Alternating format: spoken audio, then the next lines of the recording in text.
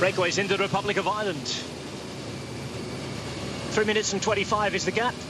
So after 2.5 days in the north, we are into the Republic of Ireland. And last time a Grand Tour was here, 1998. It was the Tour de France starting in Dublin. It wasn't a great year for cycling, we have to say, given the Festina affair and everything.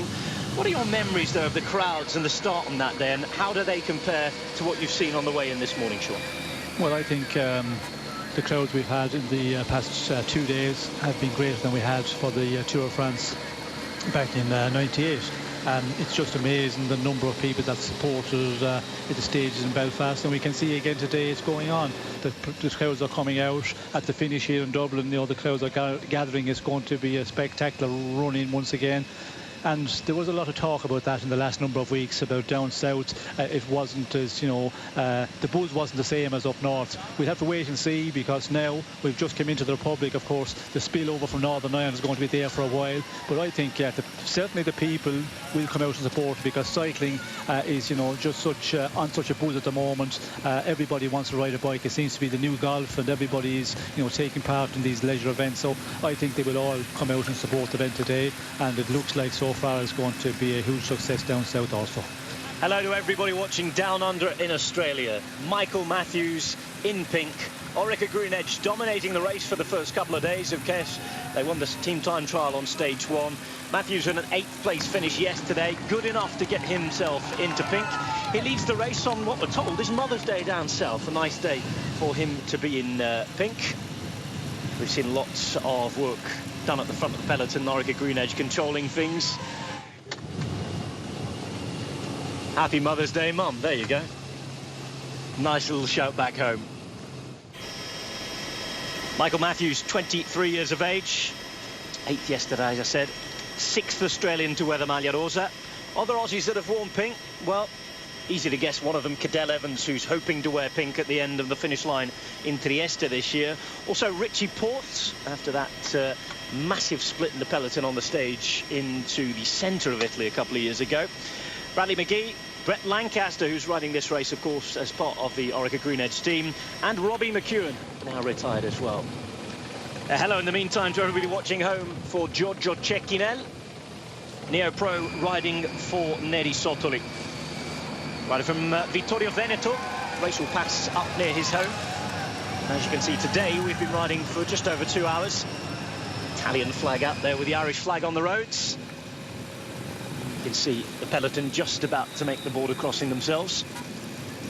It's all very relaxed a little further back. Thankfully, at the moment, they're getting some sunshine. And I think after yesterday, that will be a very, very welcome piece of news, Sean, because with this weather the way it is today, yesterday, the wind blowing a bit as well, having to wear all those clothes, sweating, and then having those wet clothes underneath, it's not looking good for the next week or so, because we might see a few chest infections, bits of cold, and in the first week of a Grand Tour, you really don't want that. Well, that is the problem for the riders. They are so fit, they pick up a cold very easily, and the weather conditions here hasn't been good for them the last couple of days, and especially yesterday, although we did see they seemed to be in the rain all the time yesterday, where at the finish line in Belfast it cleared off. We got maybe 15-20 minutes, a bit of sunshine, dried out a bit, and then it started to rain again.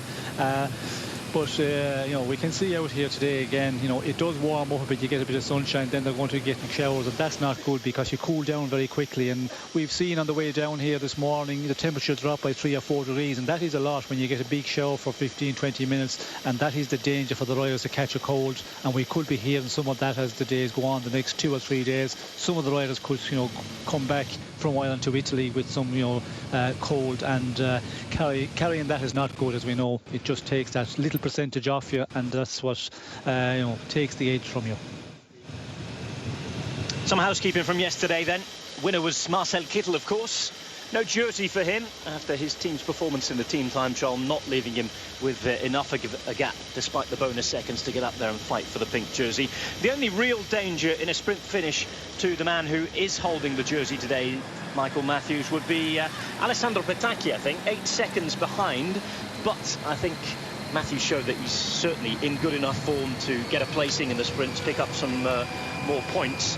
If Petacchi was to miraculously win the stage, or even come second, then he'd be the man, the only danger man, to really go into pink today, wouldn't he? Yes, but that's always It's always a little worry, for Ulrika Greenedge. They want to hold on to the jersey, so they will have to be a bit careful at the end. But with Michael Matthews, he is very good in the sprint. Yesterday, he got to the final corner in a very good place, but just didn't have it. I think, we've had a fall. The crowd getting involved. Sorry to interrupt you, Sean. Problem for one of the Neri Sottoli riders. The rider in question, I can tell you, is number 136. The man who was in the break yesterday, Andrea Fedi. Oh, the chain's gone as well. But the fact, well, it looks as though it's been a really nasty mechanical. Look, the tyre has come off the rim as well, Sean. Yes. How did it happen? Did he make a move when the tyre come off, or did he just touch some of the spectators? Maybe we'll see another shot of it. Well, there's one of the security guards there as well, very, very close to the action. We might be able to get a quick look at what happened.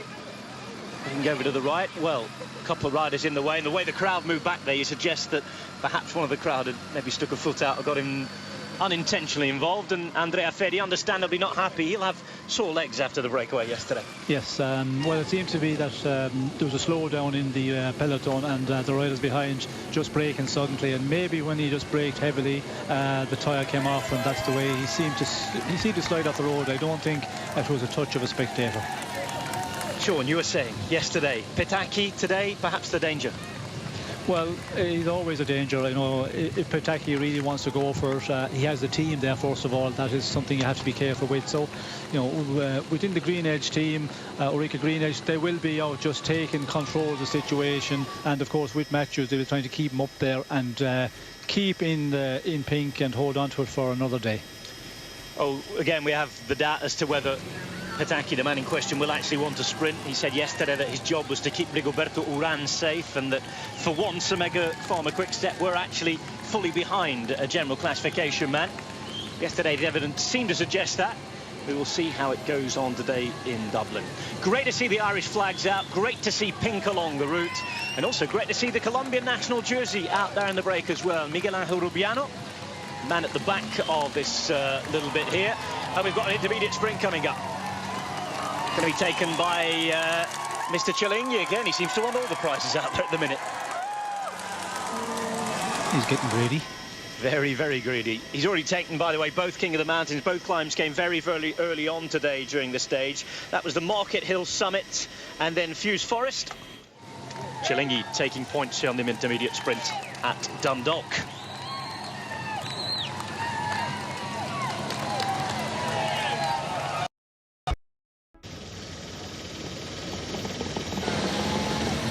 Well, welcome back. 101.2 kilometres to go. 3 minutes and 20 is the gap between those out in front and the chasing peloton. There's certainly no panic about things at the minute. Riding into Dublin, it's an intermediate sprint coming up. There's all sorts of points and bonus seconds to be given out. Cannondale dragging it along. A couple of riders from Sky wanting to take those points. Of course, points jersey is a big, big aim for a lot of riders here. Oh, and in the command, we've had a crash behind. Crash behind as the rest of the points are taken. And just behind, we've had a crash. Rider taken down is Wilco Kelderman. That is not good for the overall. Androni Giocattoli rider at the minute down as well. The intermediate sprint really, really contested, but it's causing big, big problems behind, Sean. Yes, it is causing problems behind. We can see that the sprint was, really pushed on there by Cannondale, and of course there equals crash on the rear because they were going at a very fast rate through the corners. Well, here we go. The rider down for Belkin is their GC man. Problems though as well for the Androni rider. Androni rider in question is Manuel Belletti, and that's not good news because he's their sprinter.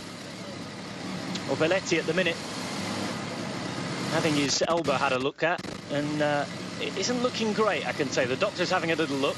Belletti looks in real pain. And it looks as though he's hit the ground very, very hard indeed. I'm not sure there's much movement there, Sean.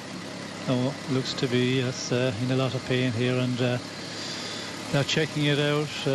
Doesn't look good for him at the moment. Manuel Belletti, a winner of a stage at the Giro a couple of years ago, right in front of the Marco Pantani statue as the cameras are ushered away. Belletti visibly moved to tears there. Let's hope and cross our fingers that he's okay and can carry on. Plenty of time to recover for today, but not really figuring in the main part of yesterday's sprint.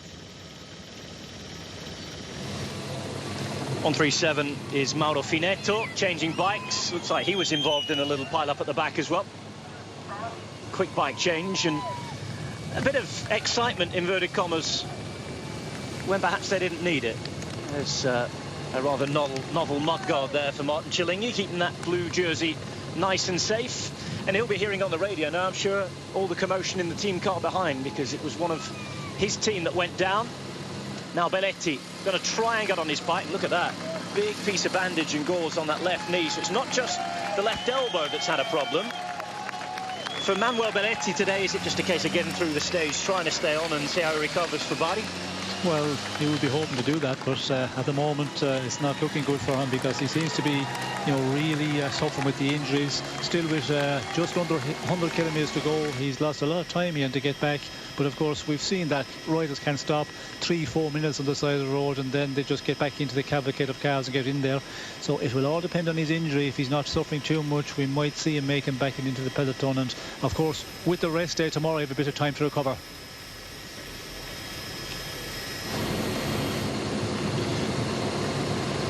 Well, we've just been informed through our producers at the Eurosport headquarters in Paris that you may not be seeing all of the images that we're talking over at the moment. So we apologise for that. We know that everybody's doing their best to rectify those picture problems, and we'll do our best to try and talk you what's happening through the race, even though you might not be able to see it at the minute. We are seeing an image of those 5 men in the breakaway, but behind we know that there's been a bit of a smash involving the likes of Belletti, who's injured. We're going for a quick break while we try and sort out those picture problems for you. Back in a minute here on the Giro d'Italia. Keep it Eurosport, the home of cycling.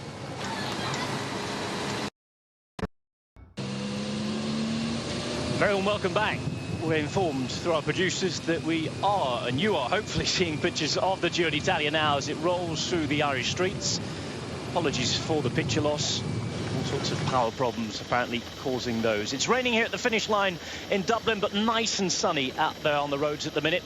This is how the Giro d'Italia stands on stage 3. Michael Matthews in pink. Of course, it's first Giro d'Italia, only his second day, and wears pink. A very, very special start for him. 6th Australian to wear the Maglia Rosa, I said. He leads by 3 seconds over his teammate Luke Durbridge, who's in the white jersey today for the best young rider. Ivan Santaromita, the Italian champion, is third. Svein Tuft and Peter Veining, of course. Orica Greenedge filling all of those top 5 spots, thanks to their excellent team time trial, of course. Young rider standing, well, Michael Matthews tops that as well, but of course he's wearing the pink jersey for the overall leader, so Luke Durbridge looks after that jersey for him today.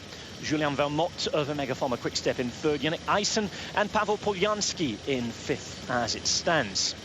Salvatore Puccio down there in 10th for Team Sky. Remember, it was the second stage last year when Team Sky won the team time trial on his debut that he also wore pink. So 2 years running we've had debutants wearing that pink jersey very early on in their careers. As for red, the Maglia Rossa is worn by Marcel Kittel at the minute. He took 50 points for his stage win yesterday. Today's stage is another of those brand new Category A stages where it's very heavily weighted in favour of the sprinters. So we shall see if Kittel can win today on what is his birthday, 26 today. Martin Cilingi, well, he's taken both of the climbs today, leads 12 points. A 7-point lead over, and 9-point lead, pardon me, over Andrea Ferri. And Cilingi will wear the blue jersey again tomorrow. Or I should say the day after, rest day tomorrow. It's going to be very, very interesting. I know a few of you asking on Twitter as we see the team's overall standing by time. Orica Greenedge, again, leading the team prize at the moment. So what about this transfer tomorrow? It's going to be hard work on a lot of the riders. We're talking at least a 3-hour flight down to Bari, Sean, and this very much favours the big teams, this sort of start, doesn't it? Because we've seen the smaller pro-continental teams not having all of their buses here. This is the finish line at the minute, by the way. A lot of this logistics is very, very hard work going to Bari. It's 2,700 kilometres to the next stage, and the organisation will have been planning this for a couple of years, won't they? Yes, well, difficult start for everybody, for the organisation especially, to plan all this and get everything over here. As we can see, all the finish structure, but for the riders as well, it's demanding. Although they have an early rest day, 3 days of racing and then a rest day tomorrow, but they've got to travel. We must not forget that, and it is a long journey. A good 3-hour plane journey, and they're getting out tomorrow morning. So it's difficult. It does upset, when you get into the rhythm of the race. You would prefer to continue on for the first week and then have your rest day after the end of the first week.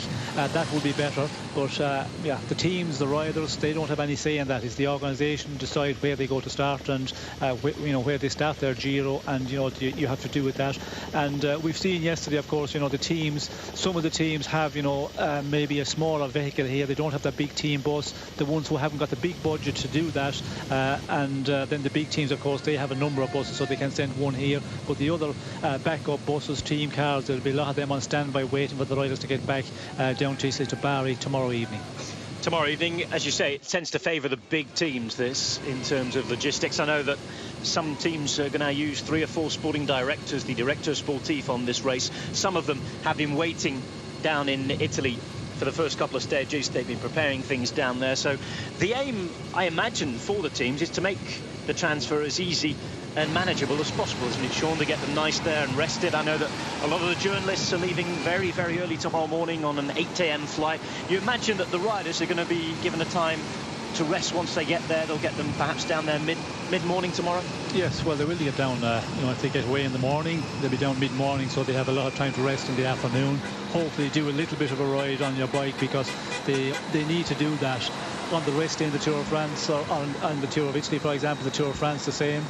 They have the rest day after the first week, but everybody ride their bike, and it will be the same situation for tomorrow. They will want to do some little bit on their bike, so they'll have time tomorrow to do that afternoon. So yeah, it's for the team, the teams to get back, it would be a very difficult one, because to get down with the vehicles, it would not be possible. So they have to have the second backup of all vehicles down there, and that's what they have organised. So yeah, that is for the teams. It has been more difficult maybe for the smaller teams, but and as you said, director sportifs as well. Luckily for the riders, it will be a 3-hour plane journey, so they will be there tomorrow and have time to recover in the afternoon before we go on to start the stage day 4 in Italy.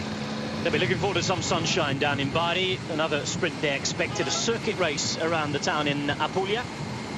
That comes up on Tuesday. So Giro d'Italia with 3 rest days this time, and this is our final stage in Ireland. 2 minutes and 9. Well, this gap is quite small to say that there are 92.8 kilometres still to go, Sean. Yes, it is small, and I think the little bit of up in pace there we see for the sprint a number of kilometres back, that has probably taken down the advantage, but it is a very slim advantage at the moment. And we can see here the bunch is rolling along at a slower pace. The problem is today we were expecting a fast stage, but it looks like the headwind is most of the time a headwind, so that's slowing things down. And of course out front for our breakaway, it's a difficult one when you've got a headwind, and the bunch can see that it's just over 2 minutes, so they're just knocking off the pace as well, and they're going to allow them hang out there for as long as possible. The 2010 under-23 world champion Michael Bling Matthews, already a Grand Tour stage winner at the Vuelta a España a few years ago. Now a pink jersey wearer, the Maglia Rosa in the Giro d'Italia. Gap has gone out slightly again to just above 2 minutes. In fact, whilst you're away, you didn't really miss anything apart from a few natural breaks in the Peloton. I think it was decided en masse that this was the time to hang on and do what you needed to do. In the meantime, shoe covers are being thrown as a present to some of the spectators watching. Breakaway just getting rid of their wet weather gears. We mentioned Yonder Godoy, we mentioned Miguel Angel Rubiano. Chillingi we saw yesterday, the 37-year-old who's out there, taken maximum points on all 4 of the 4th category King of the Mountains climbs we've seen in this Giro d'Italia up to now. Rider from Cali is the champion at the back. Rubiano hasn't actually won a stage of any race since the stage 7 at the Vuelta a Colombia back in 2011. His Colombian champions win came a few weeks ago, actually. Top social media and the internet votes to try and helped choose what his national champions jersey would look like. They went for the fantastic traditional look. It starts to rain again, just as they've got rid of those shoe covers and the wet weather gear.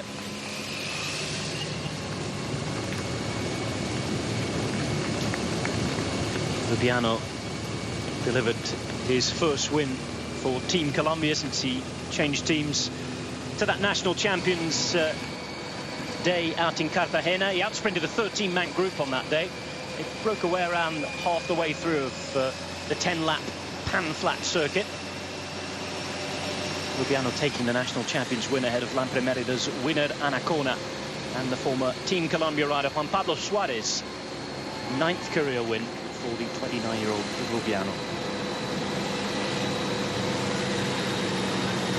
Goodbye to the pink for now. Important that Matthews and the rest keep warm.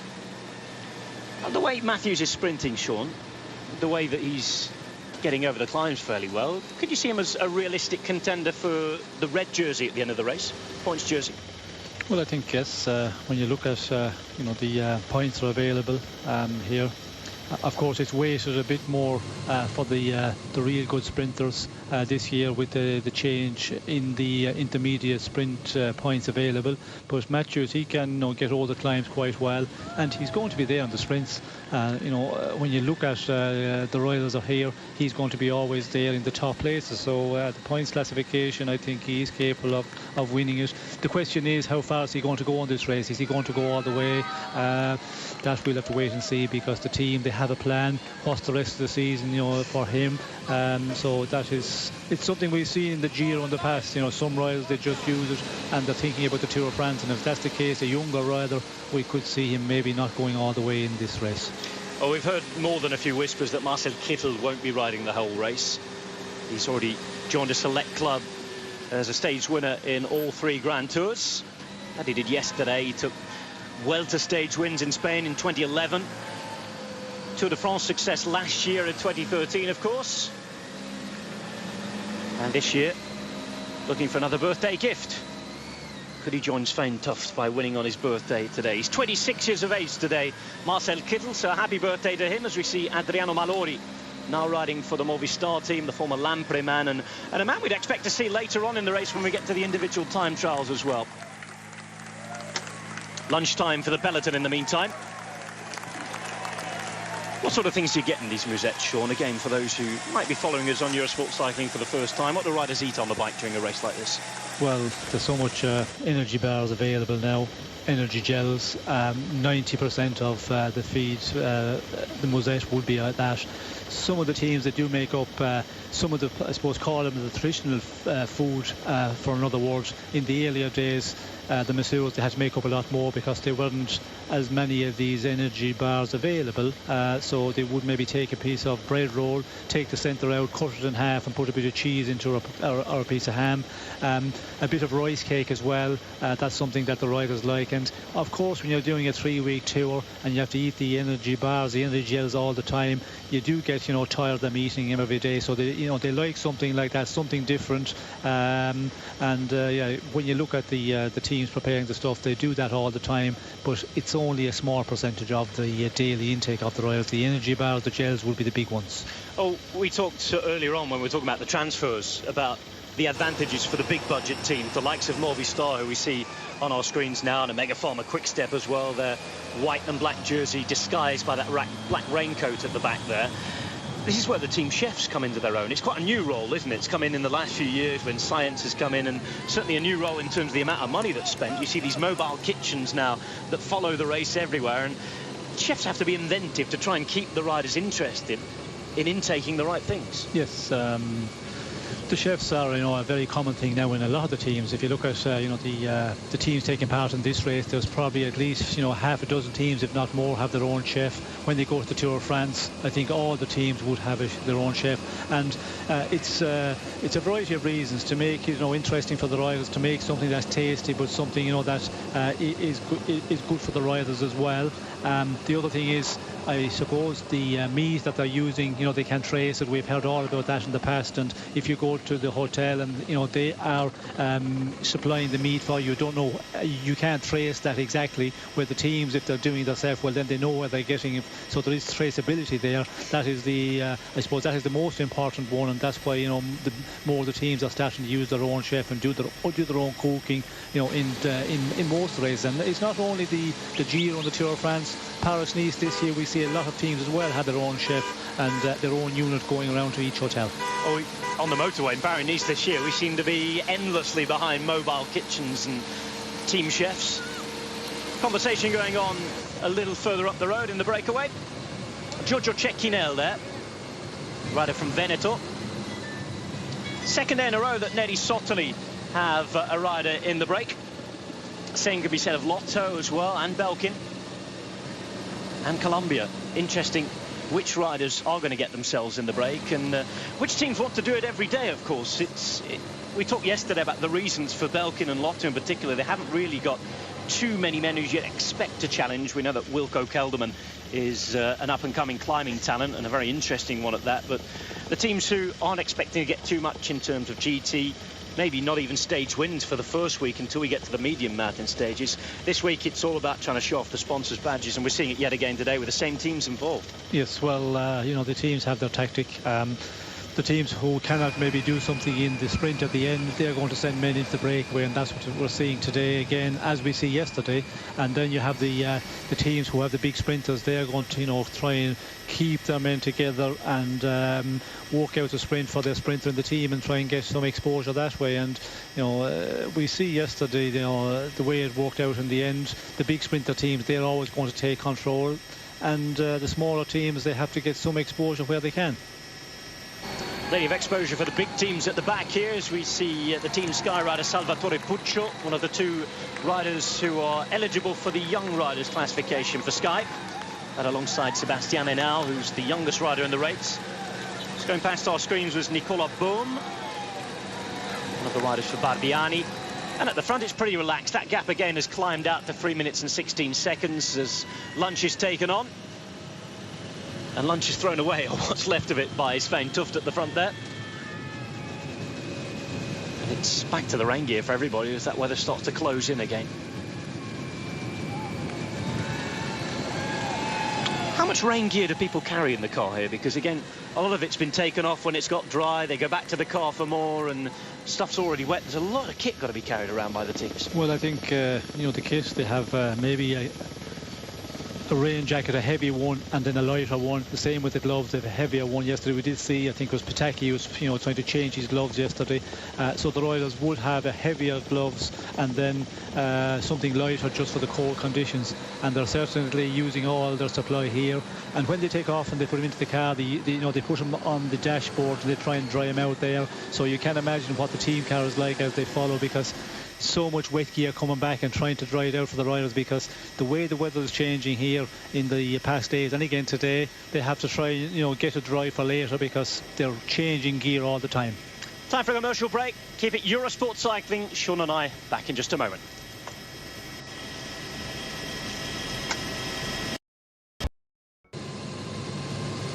Back with the breakaway. Lotto, who have a birthday in their team today. I must say happy birthday to a very special rider on Grand Tours. It's 33 years old today for Adam Hansen, who's riding his 8th Grand Tour in succession. It's a very, very special achievement. A man who won a stage last year on the Giro d'Italia. He's looking to do the same this year. Aussie rider, I think, still lives in the Czech Republic. Designs his own shoes. 8th consecutive Grand Tour. Deemed important and reliable enough to be chosen by the team bosses on the start of each of those. No doubt an achievement in itself, I think, Sean. Yes, it's an achievement. We did see him last year, you know, in the Grand Tours, and what a stage he won last year. It was a spectacular one. We see Sella there, that famous crash when they came to one of these corners on a wet downhill, and he went sliding out and almost took some of the police force out. And Hansen went on his own and just, you know, held on so strong. It was a real nice stage, a great stage to win. Great stage to win, of course. 8th Grand Tour in a row. If he finishes it, of course, he gets to move on again and keep racking them up.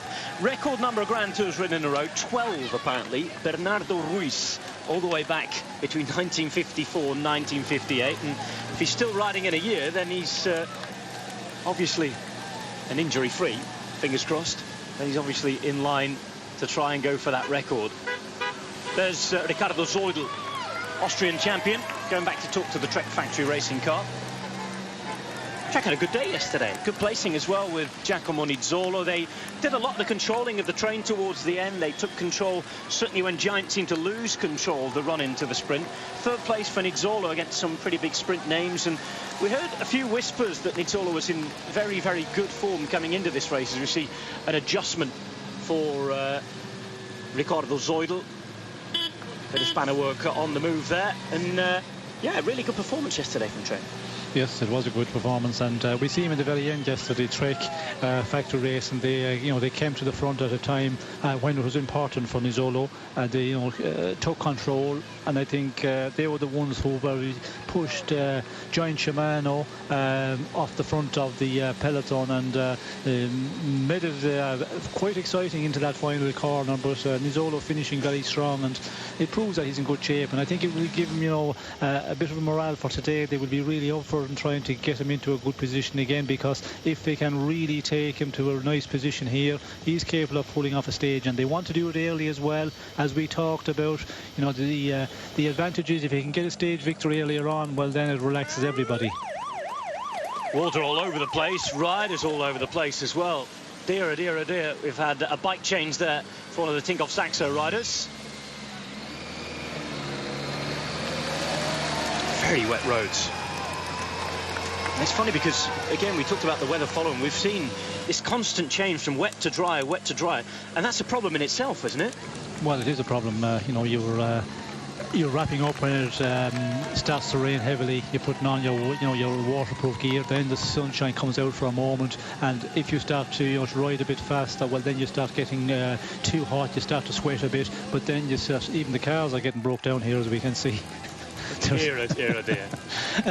It's it is dangerous times for the riders, because with a change, and the temperatures are changing a lot as you go through the day. Sometimes there's a change of 3, 4, 5 degrees in the temperature, and that is a real risky one for the riders. And we've seen that since we've started this race up in Belfast. It's been like that all through, and it's continuing on here today.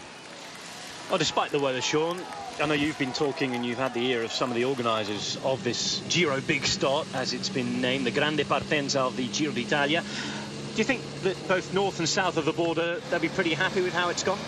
Well, I think we'll have to wait and see as we get further into this stage, to make a count on that one.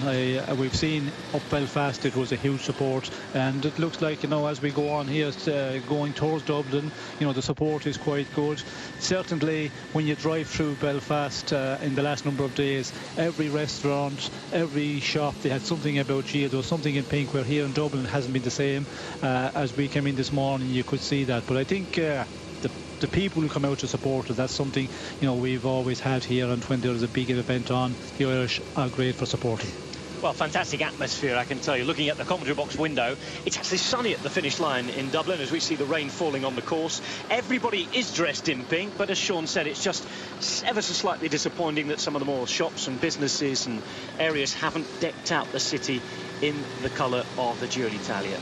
BMC did a great job protecting Cadel Evans yesterday, and Cadel in his post-stage declarations actually thanked this man, Manuel Quinziato, and Daniel Oss, the two big rouleurs who are expected to escort him through and keep him upright and safe in the final stages of the sprint stages, when everything gets a little hectic. He was complaining about the cold, though, was Cadel, and well, there's some more cold to come, because as we've seen pictures yesterday, the Stelvio and the Gavia still full of snow, with 2.5 weeks to go before we visit them.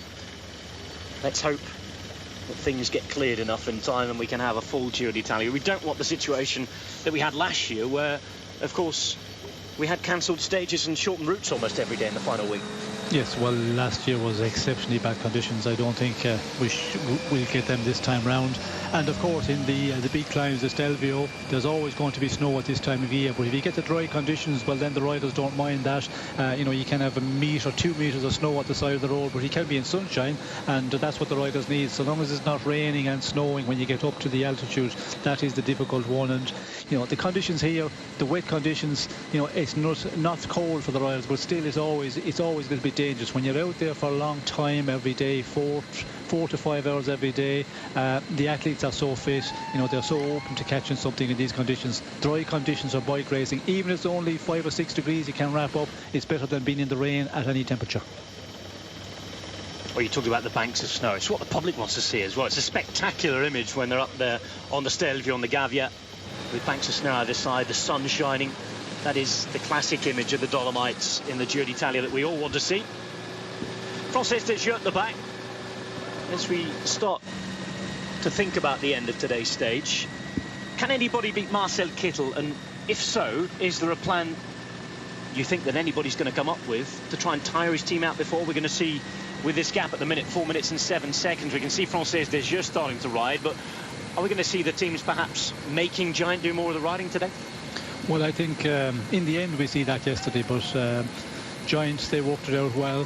They just sat back and did not take it up too early, certainly, and that's what they'll do again today. And of course, the situation in the race at the moment, Ulrika Green Edge, they are going to control this breakaway. They cannot allow the guys to finish too far out in front, because the general classification is still tight at the moment, and the sprinters teams know that, so they will just hang back as long as possible and try and take it up in the end. But I think looking at yesterday's stage, the teams will have seen that Giants, you can push them in the final kilometres, and that's what a team like Frances Desjeux will want to be doing here in the final kilometre as well. Get Bohani in a real good position, and of course with that little technical run in, you just never know what happened, because the sprinter can always just get pushed around a bit and not get the best position into that final corner with 400 metres as it is here in Dublin this afternoon. Then they could get a stage victory in that way.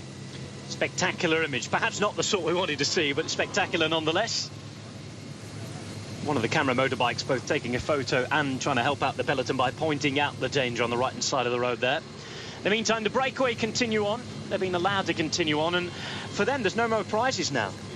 No more intermediate sprinting, no more King of the Mountains points to be dished out. Just the fact that there's television exposure to go.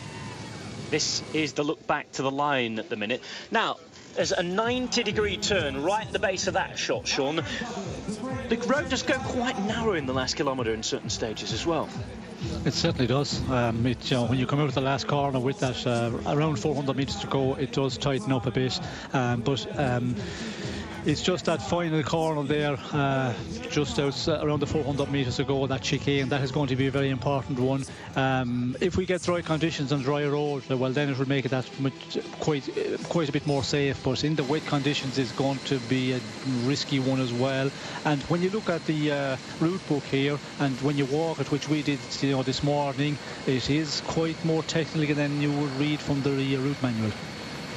Marcel Kittel hoping to avoid all those problems. You can just see the red jersey underneath that white rain cape of his. He's got the black arm warmers on as well, the big German. 26 today, and of course now a stage winner on each of the 3 Grand Tours. Interesting as well, for those of you maybe watching the Giro d'Italia, or if you haven't watched it for a few years since the points jersey became red, there's an ever so slight difference between the Maglia Rosa and the Maglia Rossa. Maglia Rosa being the pink jersey of the general classification leader, and the Maglia Rossa, as we see the Rosa there, the pink, the Maglia Rossa that Kittel was wearing, the red jersey, is the points jersey. Of course, formerly the Maglia Ciclamino purple-violet jersey. Has all been changed in the last few years. Michael Matthews then, how long can he hold on to this pink jersey, Sean? He certainly tends to think that if he does well enough in today's sprint stage and keeps placing in the top 5, 10, that he's looking maybe even towards day 6. Yes, I think looking at the race manual, is it day 6 we start to get a climb? Yes. Well, we have the first serious Yes. Serious climbing in Monte Cassino, of course. Serious not in terms of the big alpine climbs, but where we've got an uphill finish and one where the GC guys are going to have to be wary. Yes, and it's a climb of 8 or 9 kilometres, so it is going to be a difficult one. If there's a lot of attacking on that climb, well, then we could see Matthews getting difficulty. But looking down the rest of the route, I think he can hold on till there, and that would be it would be a great Giro for the team, for himself, because to get that many days in the pink jersey, well, it would be a fabulous Giro for the team. It certainly would. It means that they would have held the pink jersey ever since the opening stage, the team time trial, when Svein Tuft took it at the end of that day. Somebody saying hello to Oscar there, but everybody decked out in pink. Republic of Ireland doing itself proud as well. The Spanish flag, the Italian flag, the Irish flag, they're all there. Supporters from all over the world. Great for the tourist sports, both north and south of the border. And the island of Ireland has done itself very, very proud the last few days. Pressure on Yorkshire with the summer coming up. It's a very, very lucky period to be in the United Kingdom and the Republic of Ireland as well over this summer, with both big cycling races starting here as well. You talked about cycling being the new golf, and there is that swing of interest. There's so many people on bikes that come from all over this region in Northern Europe, and it was wonderful to see in Belfast yesterday. Yes, wonderful to see the amount of people out there, and it's just it's taken off in the last number of years. Biking seems to be the thing to do, and so many people taking it up. Ireland and England, there's a huge boom at the moment, and I think it's going to go on for quite a number of years. Break time for us. The gap is at 4 minutes. Things quite calm in the peloton.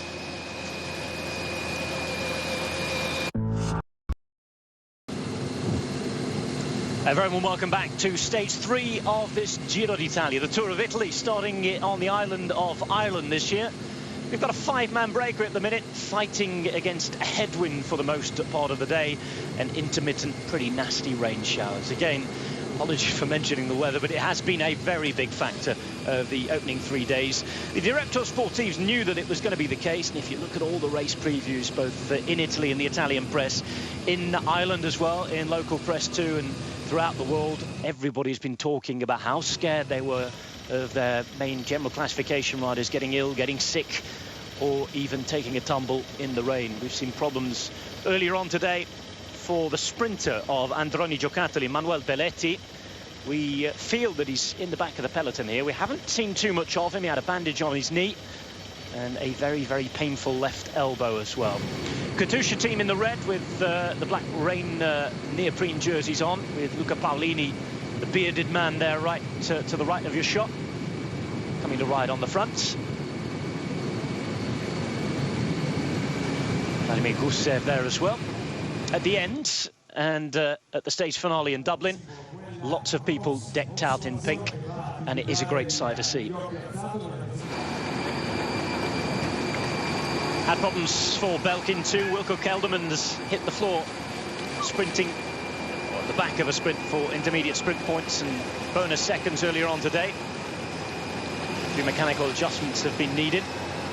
And it's quite a slow day today on the Giro d'Italia as a result of what we've just been telling you. A little bit of a headwind, changing weather conditions, the gap to the breakaway not being big at all and being very, very controllable throughout the day has meant that there's nobody in any real rush to get to Dublin at the minute. 69 kilometres remain. You're watching Eurosport Cycling. Sean Kelly and me, Rob Hatch. Please get in touch with us. Questions for Sean to @RobHatchTV. Hashtag any of your tweets. Eurosport Cycling, please. And we'll do our best to endeavour to read out any comments or questions you may have. The blue jersey for the King of the Mountains from Martin Chilling. He's been covered up by the rain jacket at the moment. Rubiano's there at the back. The man at the front, Herr Dux, 25 years of age, rider from Turnhout. Flandrian rider for a Flandrian team who we mentioned yesterday haven't had the best spring. Looking to recover in the second half of the season. Plenty more prizes up for grabs. Of course, only 3 days of a 21-day, 3-week first Grand Tour of the year here. The Tour de France to come, and its build-up races as well, the likes of Swiss and, of course, the Dauphiné. Vuelta a España. So many other races over in North America in August as well. Lots and lots with the end-of-season classics too. So there is the bandaged Manuel Belletti at the back, looking a little more comfortable, riding well, But of course, it looks as though it was a pretty nasty fall shown. Plenty of blood on that left leg, despite the rain no doubt washing some of it off. And he's got a lot of recovering to do. Yes, well, at least he's got back into the peloton, and it looks like he's only making it back there now, and that's a long time ago since we had the crash, so he's been back there in the cavalcade of cars for a long time, but looks like he has recovered. And when you go down immediately, you know, it's very painful, and he was suffering a lot, and it looked like he was in trouble the way they were, you know, checking his elbow out, but looks that, you know, he's in better condition now and going to get into the peloton here. And when you get back into the peloton, you know, to finish this stage, no major difficulty, so he can get through today, tomorrow rest day, and hopefully he'll recover for the stages back in Italy. Once we get to Italy, the attention will start to turn to who's going to win this Giro d'Italia as the first week goes on. We have the first early sparring matches. Question from Joe Hill on Twitter. Of course, we've been talking about the Irish chances. We had that awful luck for Dan Martin on stage one. What chance does Nicholas Roach have of realistically winning the GC, says Joe? Well, I think winning it is going to be a big ask, because we've seen Nicholas, you know, he is performing well over 3 weeks with the big mountain stages. I think he will have difficulty there matching some of the other big favourites that were here, but he has been improving, I think, in the last number of years. Can he improve again? This season he hasn't done anything really in the beginning. He's been focusing on the Tour of Italy, so if he comes right and gets real good shape for the final week, you know, who knows, a place in the podium I think is possible to win it. It would be it's difficult to see at this moment, but you never know, because, you know, the race, it depends on what the other big favourites, what sort of shape they're in at the end. In bike racing, all is possible. Sky with Bernie Eisel going back to the car. We talked about road captains yesterday, and he's a perfect example of one. Bernie Eisel, the Austrian, turned Southeast Englander, we should say, with the accent that he's got. Very well respected rider in his profession. Of course, has ridden excellently for himself as well. Had a lot of the Megaformer Quick Step riders going back to the car recently when we were away at the break as well. Rigoberto Urán was out there at the back, no real problems for him. And there's the problem though for Manuel Belletti. Looks painful. Well, of course, there are doctors on the course, Sean. What sort of treatment can be administered whilst you're still riding? Well, of course, you know, we can see there that there is a lot of road rash, a lot of wounds, but sometimes, you know, it looks a lot worse than it actually is. When you fall, of course, the first thing is the pain. You're just concerned that you've broken something, and if that is the case, well, then when you try and get back on your bike, the pain just gets worse. But you know, the road rash he has got, it looks, you know, painful, but as I say, sometimes it looks much worse than actually is feeling. Well, interesting that we go through Drogheda here, described by our graphics department as a small industrial town, name meaning Form Bridge. Close to the coast around here, on our way into Dublin. The race, by the way, passing through counties Louth and Meath before into County Dublin today. Go through the Skerries as well, Lusk, Sword, Malahide, Portmarnock as well, where you tell me is a huge, impressive golf course. Not there'll be many people playing this weather, I don't think. Yes, well, Portmarnock is a famous one, and yeah, the club members, Christy O'Connor, in Irish sporting people, but Christy O'Connor would be a legend here. You know, the Ryder Cup many times, and Portmarnock would, anybody in golf, anything to do with golf, you would know Portmarnock course. Clontarf after that, and then across the Talbot Memorial Bridge through to City Quay, and then up into Merrion Street Upper. And where we're sitting talking to you from is just outside where the Taoiseach works, the Prime Minister here in the Republic of Ireland, the Parliament, the government buildings, very close to the Prime Ministerial headquarters. And I can tell you, looking out the window at the minute, there are lots and lots of people here. This is Drogheda, by the way, ancient monastery ruins. Lots to see in Ireland. Not too much to see for the peloton at the moment. Neither of those brave souls standing on the side of the roads. They're getting the rewards, though. They're getting to see their heroes up close. If you're asking where Vincenzo Nibali is this year. He's concentrating on the Tour de France, for those of you asking on Twitter. And nice to see some pink decoration here in the Republic of Ireland as well.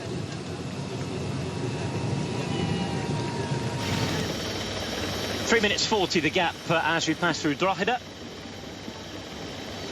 The early bits of climbing were done today. The first couple of climbs were around 4 kilometres long each, up to 300 metres above sea level, averaging 2.8 and 4.1% gradients respectively, so nothing too much.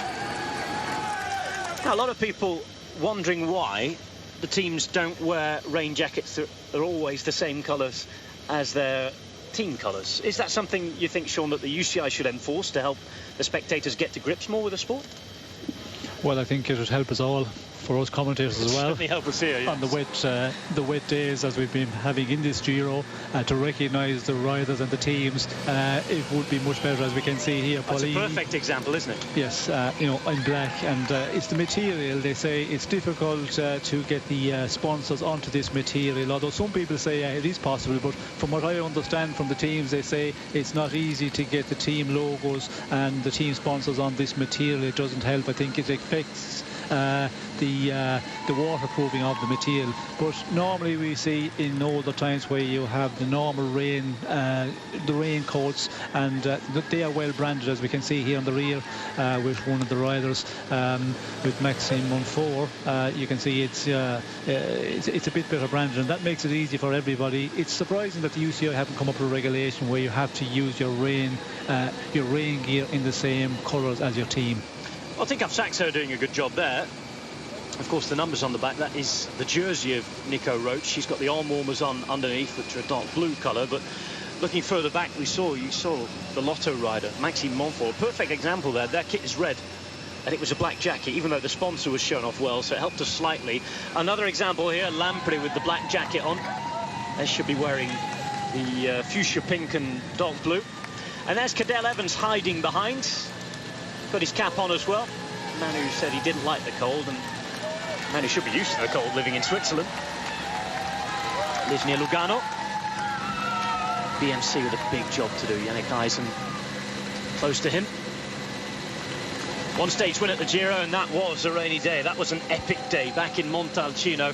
One of the most entertaining days we have seen on the Giro d'Italia in the last few decades, I would say. That really was a special win for him. It was a special win and a special day as well. You know, we remember the conditions, the wet conditions, and the mud. The riders were just unrecognisable. They were so covered in the mud. And Cadel Evans, of course, you know, he can support this weather quite well. The question is, some of the other general classification, the favourites, Quintana, I don't think he will be liking the conditions we're getting here, and he will be certainly hoping when they get back to Italy the weather will be good, more warm conditions, because that's where he performed well. And you know, 2 days in the rain, okay, get the rest day, but if we get back to Italy and there's wet conditions, that could affect the performance of a rider like Quintana, who really performed well. The warmer, better it is. Maxime Monfort there going back.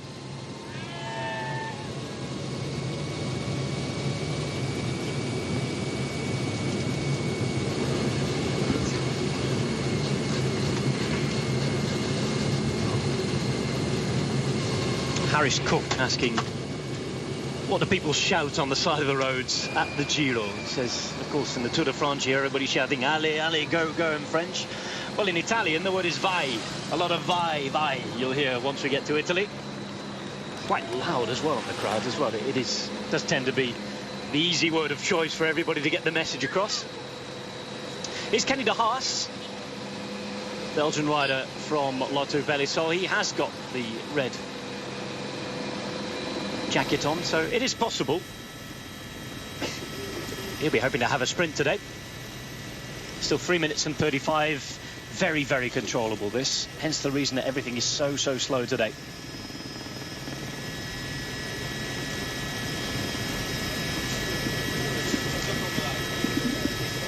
3 hours and 6 minutes in the saddle.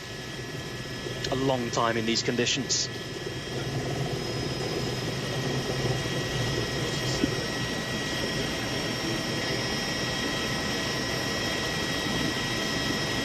Neri Sottoli with a rider coming back to the car.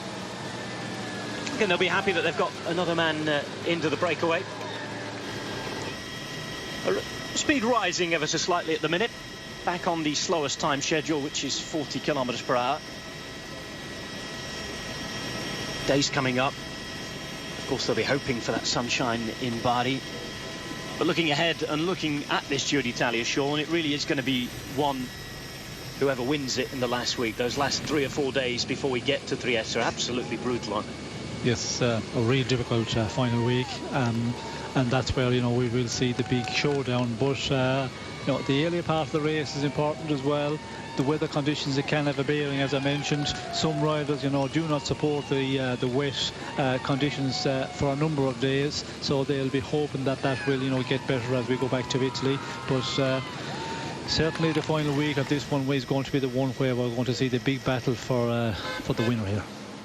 Crash, big crash, lots of riders down. Dear, oh dear, oh dear. Johnny Hogeland is there. Astana look like they're down on mass. Michele Scarponi has a problem. What has happened here? Mud all over the face of one of the riders, maybe Agnoli, I think. Scarponi's the man in the black jacket here. He's hurt, and he's the team leader. This is an absolute disaster for some of the GC boys. Yes, riders everywhere you can see here, and they're just going along at an easy pace and not really battling, but a lot of Astanas here after hitting the deck. Well, the number one, Michele Scarponi, wasn't the winner of the race last year, but it was his team that won the race. He is there, he's back on his bike. The riders everywhere, got him in with another man down. And it looks as though it might well be Cardoso, I think, who fell the other day, the Portuguese rider. Looking around to see if there's anybody unable to get up. There's certainly a clean of the face for Enrico Gasparotto there. Giuseppe Martinelli out of the car and helping wipe things down.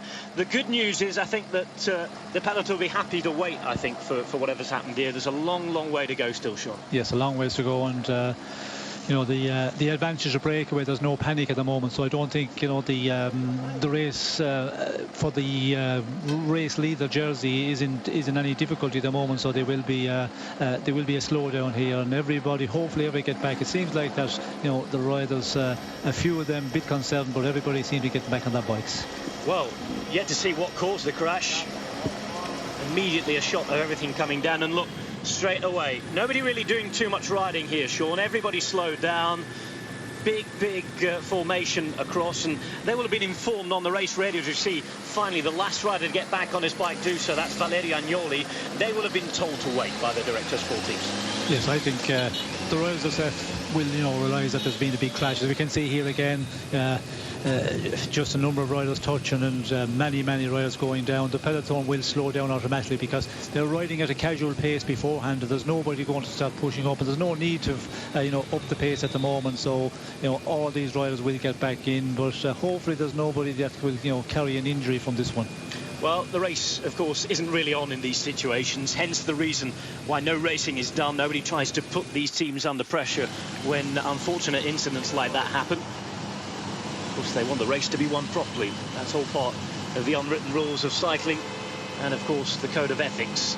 Another bit of help there as the camera is warned away by Valerio Agnoli is one of the other teams helping another rider. Bardiani, of course, helping to draft Agnoli back there, and of course if Agnoli were to behind his own team car, then he might get a bit of a telling off from the commissaires. Well, I think it's possible, and we can see here he's lost a lot of time, so he's going to use the car here to get back, and it's amazing he's riding what, 2-3 inches from the rear bumper of the car in the wet conditions. You know, the riders can do that, and it's something, you know, you need to have the confidence of the driver of that car as well. He needs to be experienced, and you know, to get back in, you need that. And the commissars are pretty lenient on it, you know, with the situation when there is a crash, but it's always better that you just follow another team car. That way the commissar, you know, turns a bit of a blind eye to it, really. Well, I didn't want the cameras to catch it and anybody watching from a television in the commissar's car to see it, but again, as you say, may well turn a little bit of a blind eye. Everything slowed down in the peloton, everybody at the finish line oblivious, and the breakaway carrying on and just increasing their gap again to 3 minutes and 51 seconds. If you're joining us a little late today, this is the breakaway. Yunder Godoy, the Venezuelan of Androni. Rubiano is the Colombian champion. They're right at the back in the yellow, red and blue. in green because he's riding in his rain jacket from Belkin, is the man we saw take the blue jersey yesterday for the best climber, Martin Cialinghi. Het Dux is there as well for Lotto Belisol, and Giorgio Cecchinel is the young rider from Neri Soltoli Sky. And a lot of other teams taking their chances and opportunities to go back here and again transfer some rain jackets, have a word with the team cars. And all those riders who we saw involved in the crash are starting to make their way back now. Again, we saw Scarponi with a few little problems. Again, didn't seem to be injured in a way that was perhaps going to affect his Giro. But again, you hope that certainly with the rest and transfer day tomorrow and the mountains and the serious days for the GC guys not beginning until really stage 6, that there'll be no effect on Scarponi's challenge. No, hopefully not. Although he did seem to have a few marks from the fall. Hopefully, they're not anything serious. It looked like that he was, a little bit concerned in the beginning. He was looking at his injuries, but got back on his bike quickly. And the time of the crash, that is an important one. If it happened in the final 20 kilometres when they'd be really racing, well, then it could be a disaster for some of the general classification men if you got, tangled up in a crash at that point. Still, just under 60 kilometres to go, no problem getting back into the main peloton. 56.2 kilometres to go then. Take a deep breath. Bit of excitement on the way into Dublin, not perhaps of the type we wanted. This is the breakaway group again getting their advantage. 4 minutes and 9 seconds. Just means that the chase is going to have to be put on in the last 50 k's or so when everybody gets back in the peloton and the sprint teams start to get organised again. But again, perhaps, Sean, you could place the blame of the crash on the fact that it's a pretty slow, lethargic day so far. Well, I think that was the reason. They're just rolling along at a pretty easy pace, and there's a lot of riders, changing their gloves, changing their rain jackets, and maybe that was the reason, or just a little bit of slowdown. And when you're going at that pace, they're very grouped together and all across the road, and if there's a little bit of a slowdown, they brake suddenly and it comes back through the bunch, they touch the wheels and down they go. And I think that was the problem, that the guys a bit further down the peloton, a sudden slope, and in the wet conditions as well, your braking is not as good. You cannot slow down as quickly because when you brake, it takes a little bit more longer for the braking to start to slow you down. Where in the dry conditions, you have much more of a response from your brakes. Valerio Agnoli shakes his head. He's on a spare bike, of course. And I think that's it. Everybody's back in the peloton now. And you could just see the giant rider on the front pressing his earpiece in, perhaps waiting to begin to start riding on the front again. Yes, I think Giant will certainly want to keep a control on this breakaway, and they'll not want to allow the breakaway to be too far out at a late stage, because then you have to make such a big effort to close it down, and it's difficult to keep the team numbers up front for the very final. And that's what Giant Shimano for Marcel Kittel, they need the 3 or 4 of their specialist lead-out men to be with Kittel to the very end. Yannick Eisen was going back to the team car. BMC again facing a tough task to try and keep Cadel Evans safe. Well, they dress up for the Giro d'Italia in these parts. Nice welcome. Peloton to come, 4 minutes time.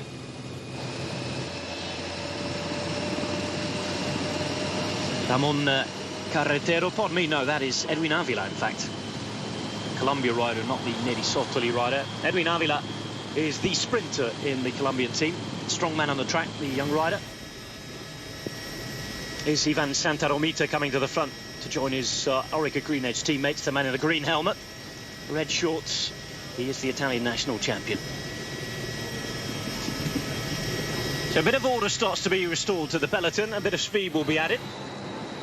Okay, just trying to recover from injuries. Lambre had 3 or 4 riders down as well. Oh, and you can just see, we saw the mud on the face of Valerio Agnoli, a little bit more mud on the face of Enrico Gasparotto, and we saw why his face was being washed off, because it looks as though he's taking quite a bit of skin off his chin. Yes, we could see Martinello was washing him off there, and I think Gasparotto was a little bit concerned about the cut, but it looks like just a little bit of road rash, nothing serious. Not pleasant for the Italian.